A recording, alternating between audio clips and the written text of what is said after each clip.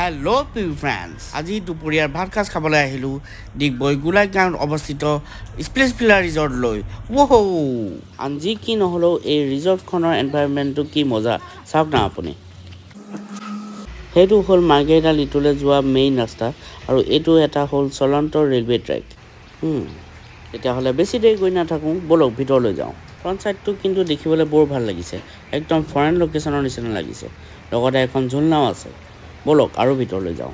সোমাই যোৱাৰ লগে লগে একেবাৰে সন্মুখতে পাই যাব গৌতম বুদ্ধদেৱৰ এটা প্ৰতিমূৰ্তি। নাইচ। তাৰে লেফ্টলৈ গ'লে পাই যাব মেইন ৰেষ্টুৰেণ্টখন। দৰ্জাখনৰ ওপৰতে লিখি থৈছে ন' ষ্টুপিড পিপল। মই তাৰমানে টেঙৰে আছোঁ ন। এই ঘড়ীটো কিন্তু দেখি বৰ ভাল লাগিল দেই। ৰেষ্টুৰেণ্টলৈ সোমাই গ'লোঁ। ৰেষ্টুৰেণ্টখন কিন্তু বৰ ধুনীয়াকৈ সজাইছে। টেবুল চেয়াৰ, ৱালছ, লাইটছ, ৱালত থকা পেইণ্টিংছবোৰ বৰ ধুনীয়া। এচিৰ হাৱাও খাব পাৰিব। ইয়াত আকৌ মেনু হিচাপে সেই কাগজৰ লিফলেটবোৰ নাই, ইয়াত মডাৰ্ণ টেকন'লজি। নিজৰ ব্ৰাউজাৰত গৈ QR কোডটো স্কেন কৰি দিলেহে মেনুখন ওলাই আহে। স্কেন কৰাৰ লগে লগে ইণ্টাৰফেচটো এনেকুৱা আহিব। তাৰপিছতে বিভিন্ন ধৰণৰ মেনু আছে, যেনেকৈ veg, non veg, tandoor, biryani, rolls. তাৰ ভিতৰতো চাব কেটেগৰী আছে। নিজে চাই আপোনালোকে ইয়াত চিলেক্ট কৰি পেলাই অৰ্ডাৰ কৰি দিব পাৰিব। চব অনলাইন হৈ যায়।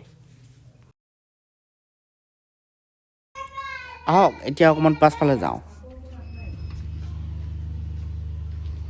চবফালে ফ্ল'ৰখন অকল টাইলছে আছে আৰু ইয়াত কেইটামান কটেজ আছে। সেইটো ৱাছ বেচিন হয়।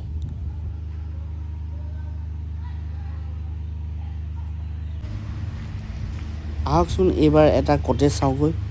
ৱাও, কটেজটোও ধুনীয়া আছে দেই। কেইবাজনো মানুহ বহিব পৰা ছিটিং এৰেঞ্জমেণ্ট আছে।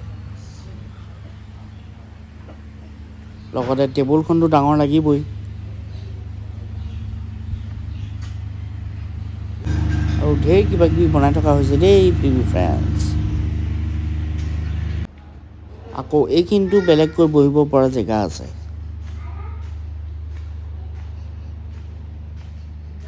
ইয়াত আকৌ চেম্বাৰ হিচাপে বহিব পৰা জেগা আছে। বহুতে আকৌ অকলশৰীয়াকৈ বহিবলৈ ভাল পায়তো। ইয়াত আকৌ থাকিব পৰা কেইবাটাও লজিঙৰ ৰুম আছে।